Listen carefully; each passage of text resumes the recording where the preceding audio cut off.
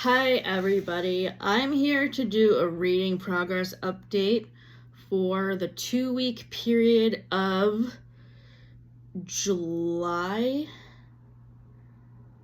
29th to August 7th. I had to return a couple of books to Kathleen that I'm going to mention in this video, but I don't have the physical copies because I had to return them. Those books were called Hook, Line, and Sinker by Tessa Bailey, which I gave 3.5 stars to because I really prefer the dynamic between the couple in It Happened One Summer better. And then the book I just gave back to her today was The Woman Who Smashed Codes, which was a reread from me. This book is about code breakers during World War II, and it's by Jason Fagoni. I gave it 5 stars. I'm going to start off with nonfiction books first because that's my pile with the fewest books in it. So the first nonfiction book that I'm reading this week is Bird by Bird by Anne Lamott. I heard about this book on a podcast I listened to on the way home from vacation called The Good Hang with Amy Poehler, who is from Parks and Recreation. So she had the author on her podcast and she talked about her creative process. And this book is about writing. So the reason why I chose to get it is because, as you guys know, I write poetry, fan fiction, and also I'm working on a children's book. And this book has been a really great guide for me to improve my creative process better. Currently, I am on page 133. The next book is a book that me and Kathleen are buddy reading together and writing a book-to-movie comparison about for the From Manhattan to Stars Hollow T-Bear blog. It's called Hidden Figures by Margot Lee Shutterly. And we are watching the movie on the 22nd to celebrate my birthday. So I'm really excited to watch it again. We watched it, Matt and I have seen it before. We watched it last year during Black History Month. And for discussion questions,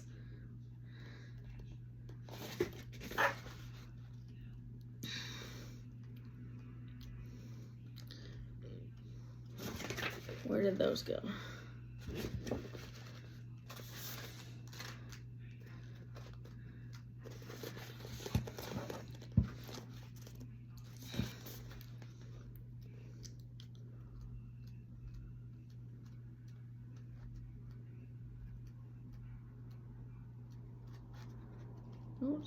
Notes. Bibliography index.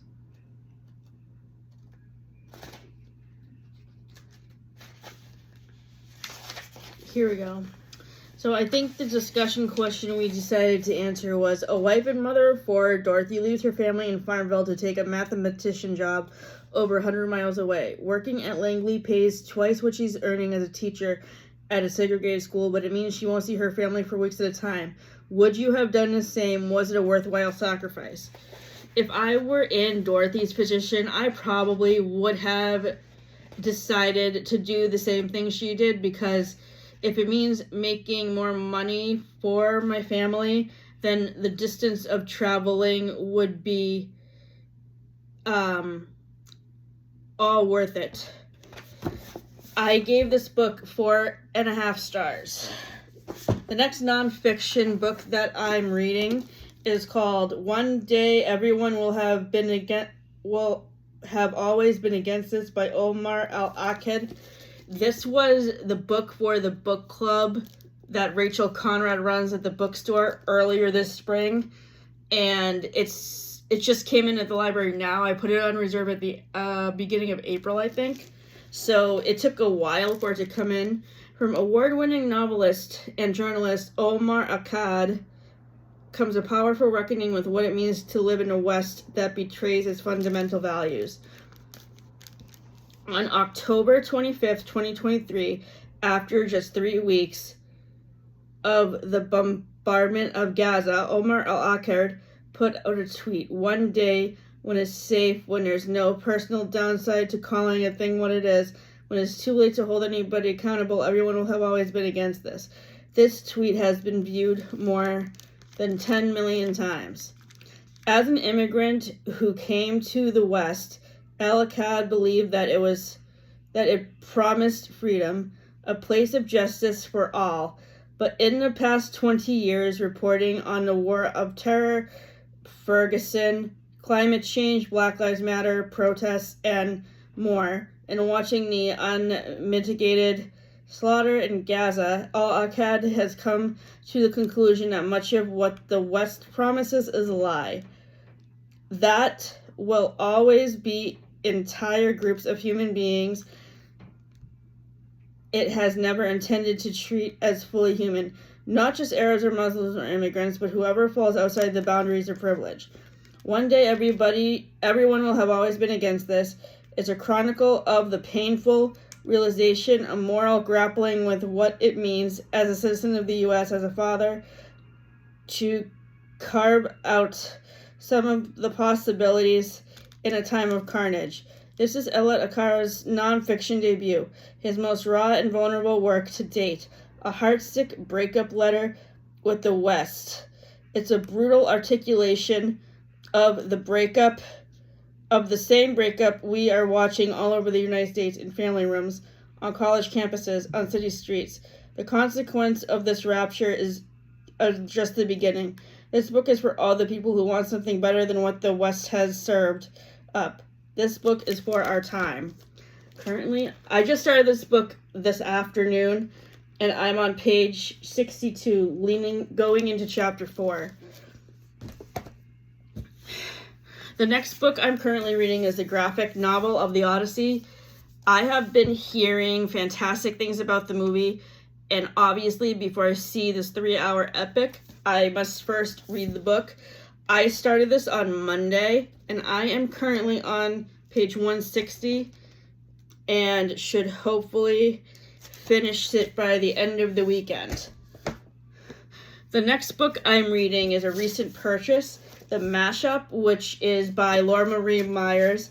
The reason why I bought this book was for nostalgia, because when I was a kid growing up in elementary school, I played this game, MASH, and that's what this book is about. This book is kind of like 13 going on 30, where the main character of the story, Ruby, goes back in time to when she was a teenager playing the MASH game. And basically what MASH was a game where you like predict the future to yourself about who you're going to marry, where you're going to live, what you're going to do for a job and stuff. And like, I would play this with my girl when I lived in Massachusetts. I used to play this game with my friends Jessica and Melissa and Tamara. I don't know if they remember this or not, but we would always like imagine through playing this game that we would be married to our favorite celebrities. Like, I would always pair myself up with either Justin Timberlake or Leonardo DiCaprio. And currently in the mashup, I am on chapter 16, page 184. Chapter 16, page 184. The next new release I am currently reading is called Score by Kennedy Ryan. This is the second book in the Harlem Renaissance trilogy, which focuses on making movies during the Harlem Renaissance era in New York City. I read this for Disability Pride Month because the female main character has bipolar disorder, and Kennedy Ryan does a really great job with writing disabled characters. In the first book in this trilogy, the main female character has lupus. The main character in this book has bipolar. And in her other book, the Skyland trilogy, one of the kids of the couples in those books has autism. And I really love how she talks about disability in her books, and It's also very well researched. She includes her sources in the back about where she found all her information about bipolar disorder. So I'm learning a lot about both bipolar disorder and the Harlem Renaissance era while I'm reading this book. The next new release that I'm reading is Seek the Traitor's Son by Veronica Roth. This is by the same author who wrote the Divergent books. So I read the Divergent books for the first time a couple of years ago because I saw the movies when I was living in New Hampshire. Well, I saw the first movie when it came out, and then I never read the book series after that. The first movie of the Divergent movies came out in 2014, and I remember going over to my friend Julie's house to watch it for movie night. I think Sonia and Jen were there too, if I remember correctly. LG Arn did not ask for destiny to find her.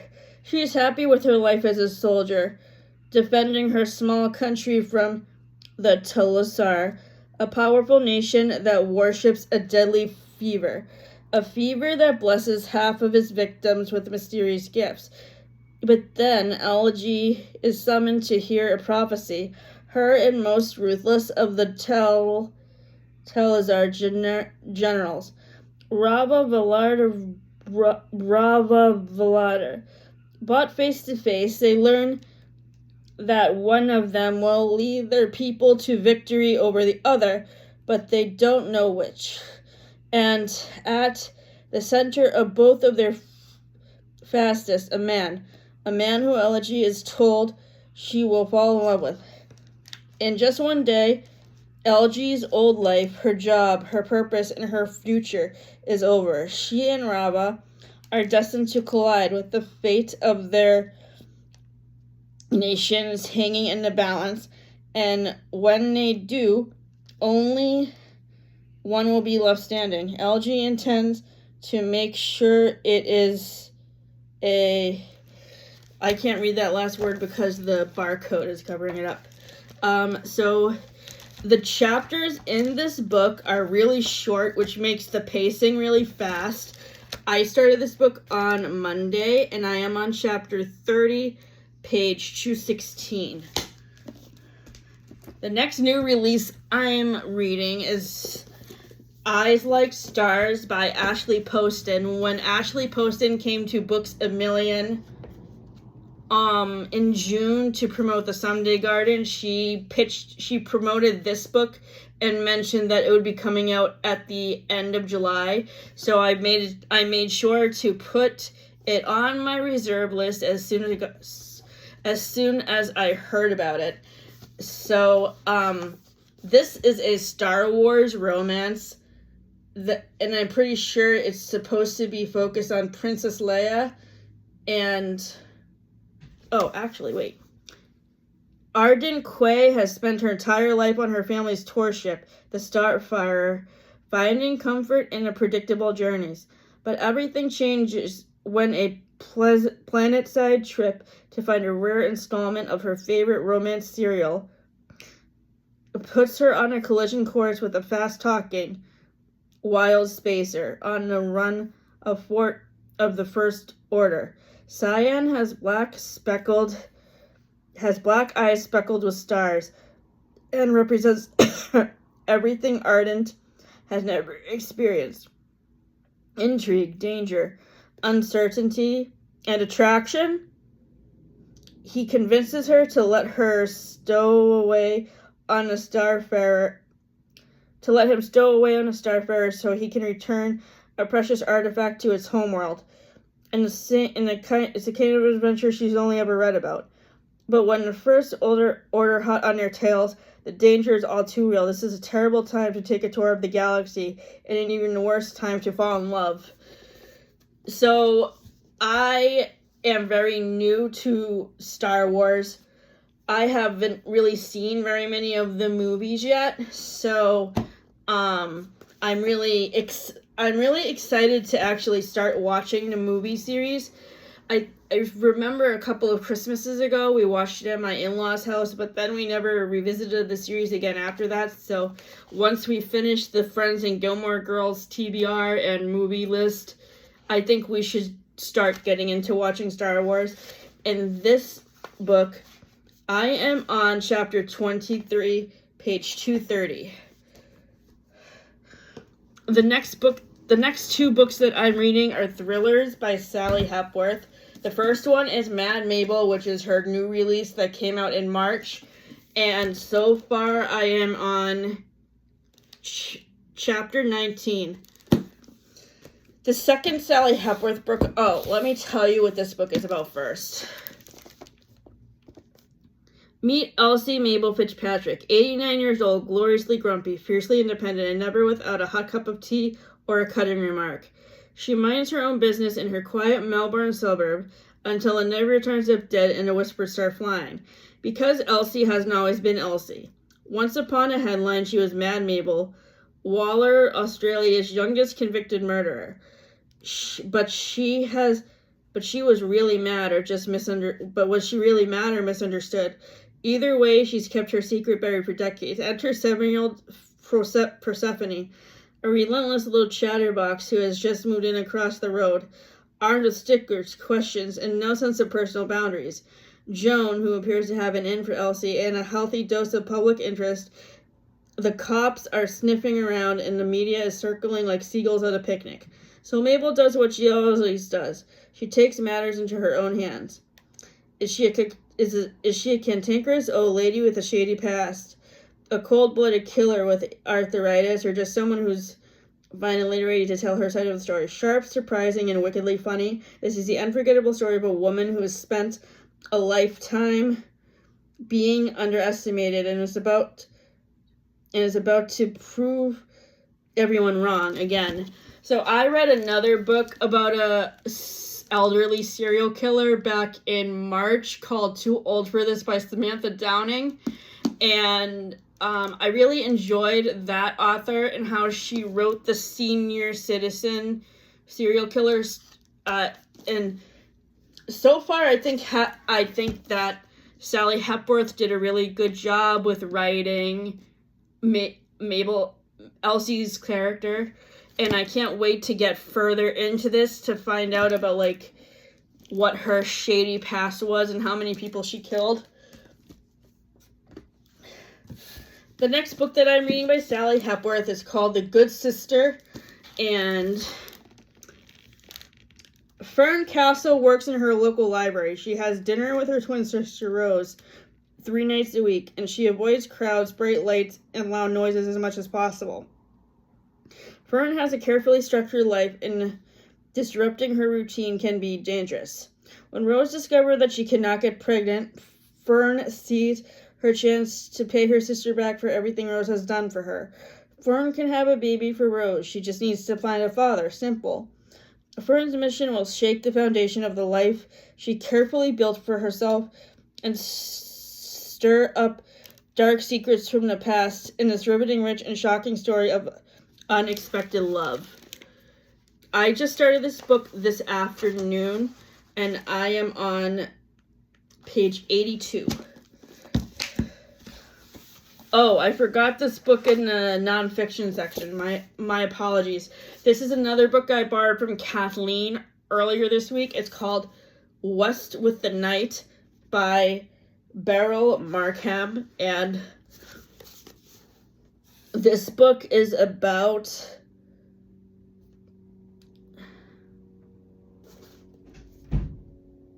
it's by Sarah Wheeler, and it's about Beryl Markham. Beryl Markham was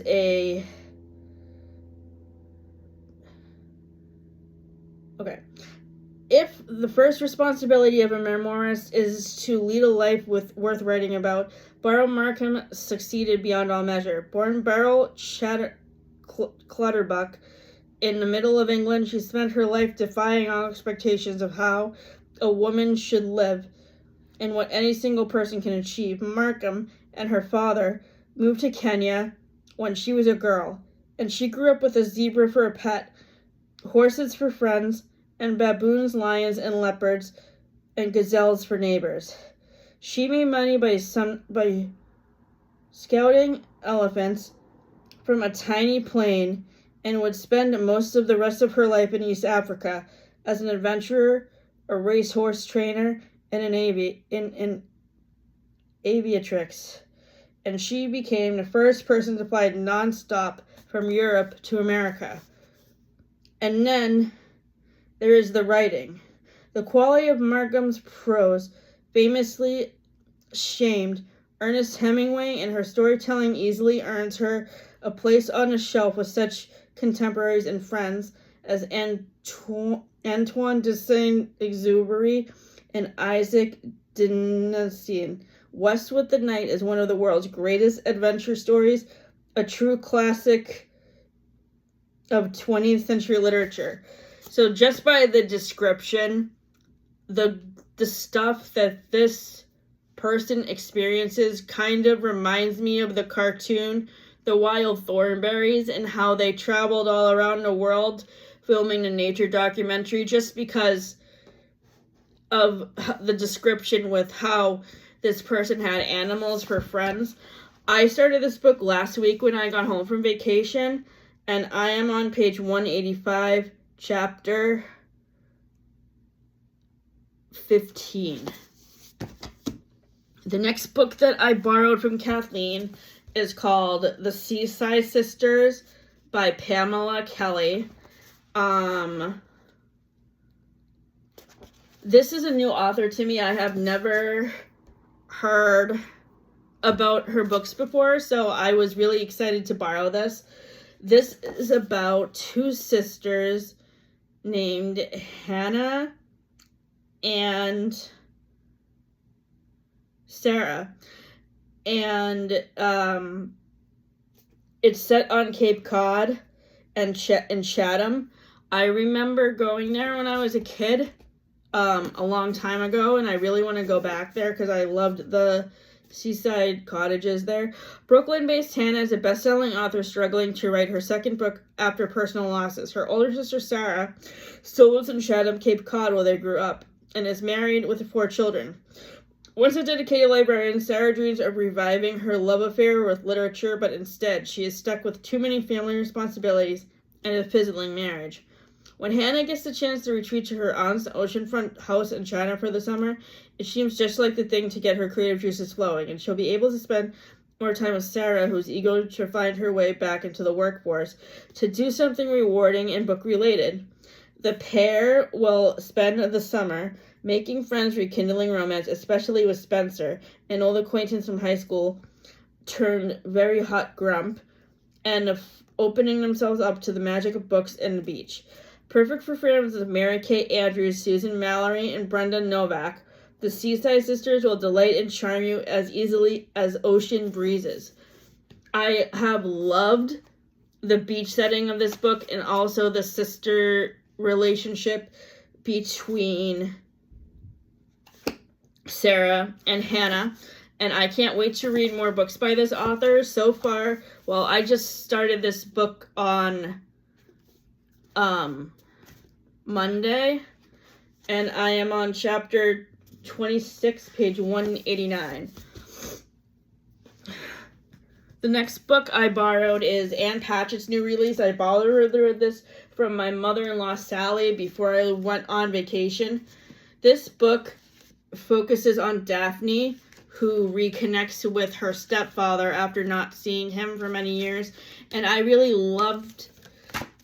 So Ann Patchett writes a lot of family drama books, and she writes family dynamics really well, and I love how she wrote about the relationship about Daphne reconnecting with her stepfather. She's one of my favorite authors. I have read other books by her.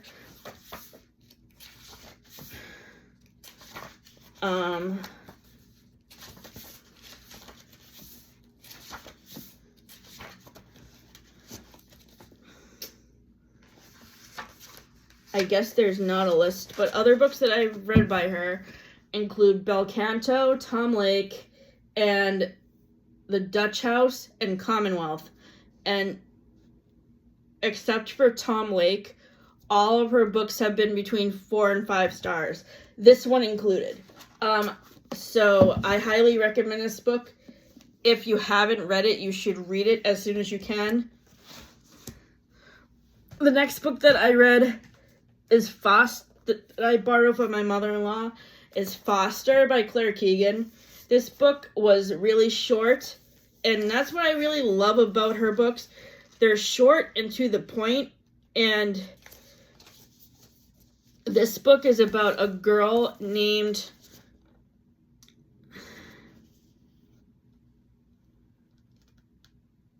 actually we don't get to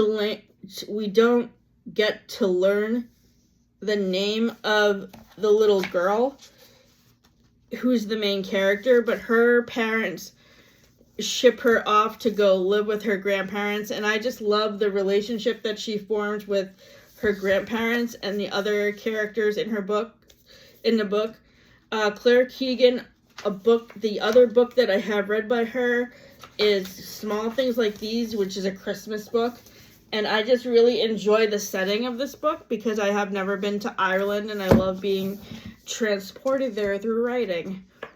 The next book that I read that I borrowed from my mother-in-law is called I Give You My Silence by Mario Vargas Llosa. Tono Asapolicenta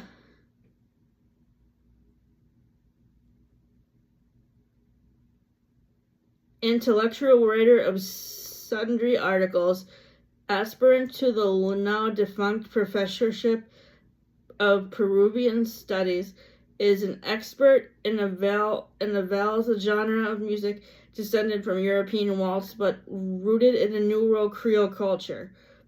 When he hears a performance by the elusive guitarist Lalo Malafino, Tono is convinced not only that he is in the presence of the country's finest musician, but also that his own love for Peruvian music, as he has long suspected, has a profound, provable social function.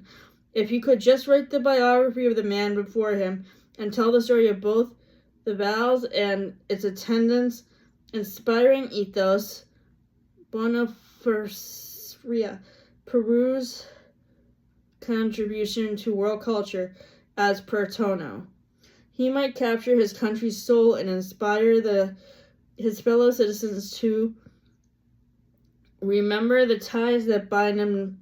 Through music, the populace might come together, lay down their arms, and embrace a harmonious and unified Peruvian culture. Both ascend up to parochial idealism and a love song to the culture of his homeland. Mario Vargas Llosa's I Give You My Silence is the moving final novel of the Peruvian Nobel Prize winner, whose enduring works captured a changing Latin America. The tragic hero Tono, in his belief, is a democratic proletarian music at odds with the culture and politics of a modern Peru, scarred by violence. In the writer's latest statement on the revolutionary, maddening, fool-handed yet irrepressible conviction that art has performed transformative power. So this is the third book in a trilogy, and I haven't read the other two books yet, so I have a feeling I should read the other two books and then read this book again, so that way I can get the full effect of the culture that's mentioned. But I really enjoyed this author's writing style, and I also enjoyed learning about a different culture. 4.5 stars. I just picked this next book up at the library today, and as I was walking there, I was listening to the Pastel Bookshelves reading wrap-up from July, and at the moment when I was at the library looking through the adult fiction section, I had just paused her video at the part where she was reviewing this book. So thank you, Carly. I'm not sure if you're watching this video, but thank you for this recommendation. Gabby Reeds has talked about this book too. I think she read it last year or earlier this year, maybe. Let me see when it was released.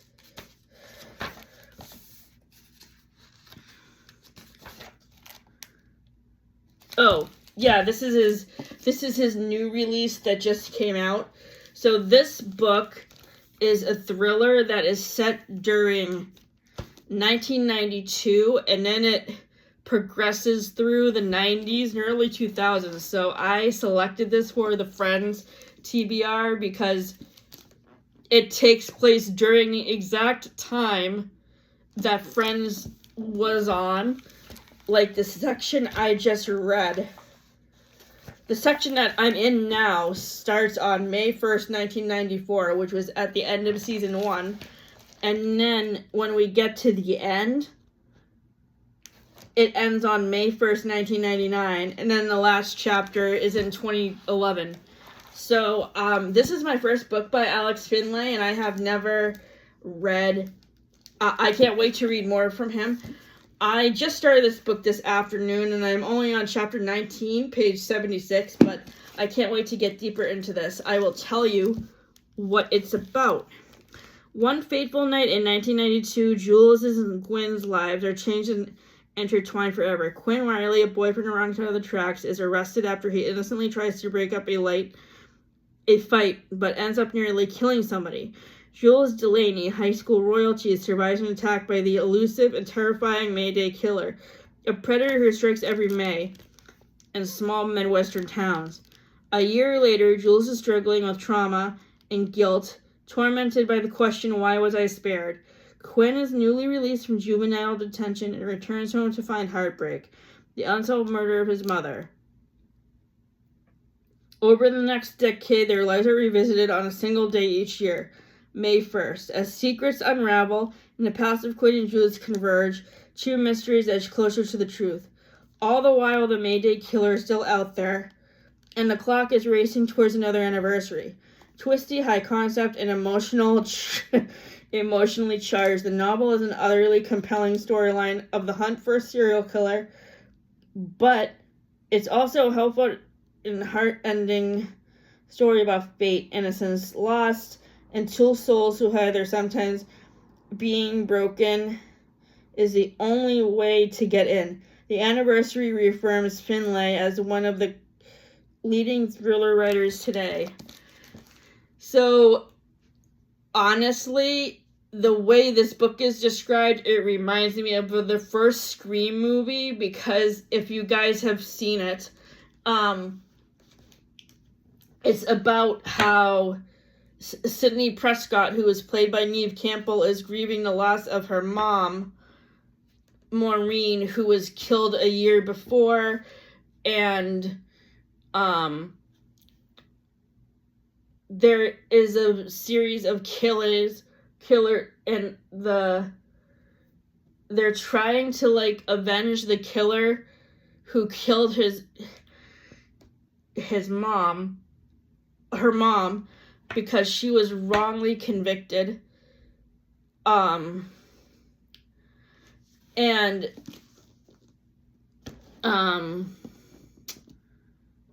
Courtney Cox's character, who is the newscaster Gail Weathers, she wrote a book about the killing of Maureen Prescott, and she's trying to avenge the guy who killed her. And so Sydney is dating this guy named Billy Loomis, who, I'm going to spoil this movie if you guys haven't seen it. Billy ends up being the Ghostface killer, and the reason why he wants to kill people is because he's mad because his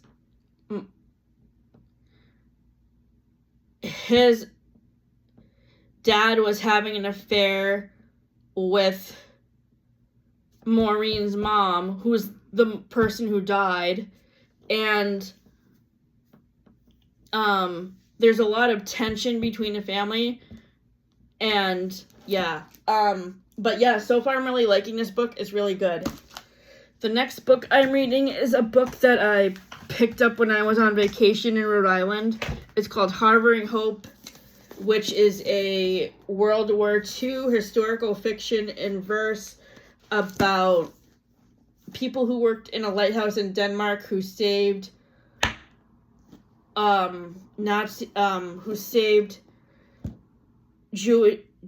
Danish Jews from the Nazis. I started this book when I got home from vacation in Rhode Island, and I am on page 252, and I should finish this by this week. The next book I am reading has been mentioned by both Sarah Caroli and Rachel Catherine in reading wrap-up videos that they have posted from the past couple of months. It's called Family Drama by Rebecca Fallon. This is another new release. I think this book came out earlier this winter or spring.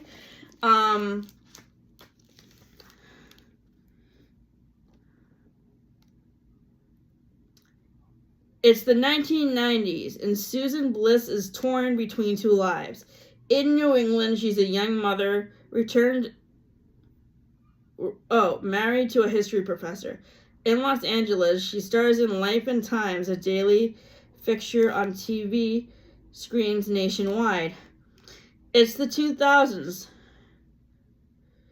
and twins Viola and Sebastian have no idea about their mother's fame, but the past can't stay hidden forever. As the siblings pursue the secrets that their mother left behind, they spin off in different directions. While Sebastian heroinizes their mother, Viola resents her for choosing a life other than theirs. But when she runs into her mother's charismatic co-star, Orson Steary, she finds herself falling deeply in love with a different version of the story. Sharp, assured, and beautifully written, Fallon's debut is about grief, motherhood, and the different versions of ourselves we share with the world and with each other. So as I just said, this is a debut, and I mean, this is a great debut. I can't wait to read more from this author. So far, I'm on 1989. These chapters are not numbered. They're just listed by year, so this chapter is 1989, and I'm on page 146. And does anybody else think it's interesting that these characters are named after the siblings in the movie She's the Man with Amanda Bynes and Channing Tatum?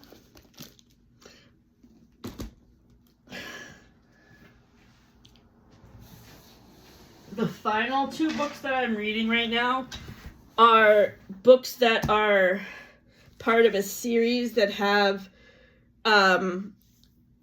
continuations coming out next month that I'm this month and next month that are continuing. So the first book is called Big Little Lies by Lee Ann Moriarty. I got this book for Christmas from my aunt, and I read it within the first week of 2026. I gave it 4.5 stars. The sequel comes out next week, and it's called Big Little Truths. I don't know why it took Leanne Moriarty so long to write the second book in this duology, but I'm excited to read it. This takes place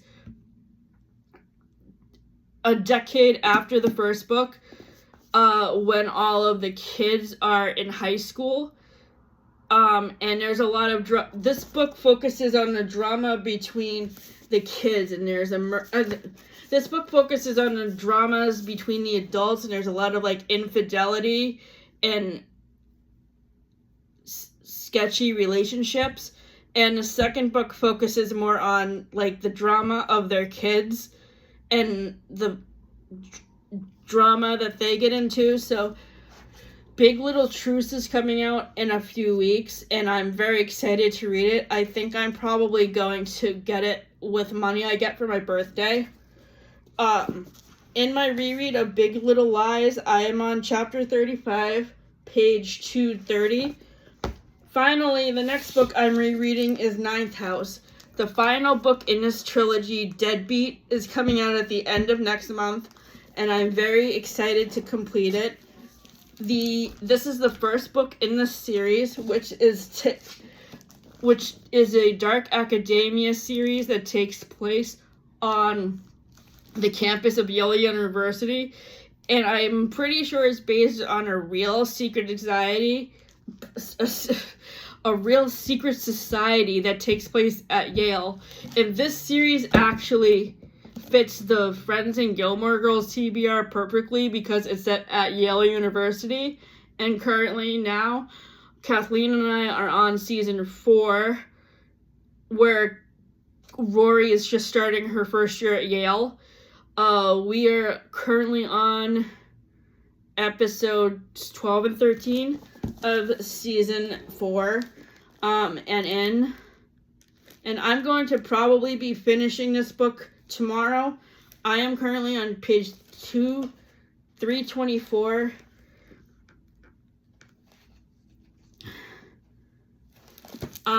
And I gave this book 4.5 stars the first time I read it.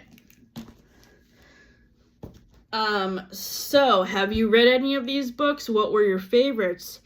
Can you please leave me a comment with what books you are highly anticipating for new releases?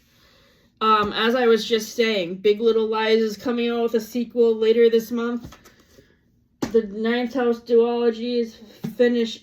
It's called the Alex Stern trilogy, is coming out because that's the main character who's the detective in this book. Her name is Alex Stern.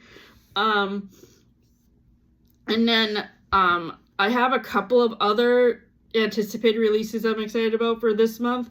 One is called Fishbone Cinderella by Elizabeth Lim, which I think came out yesterday. And then the other book that I'm excited about is called Taipei Story, which is by the same author as Yellowface and Catabasis, which comes out next month. So thank you for tuning in to this reading progress video. I will see you guys in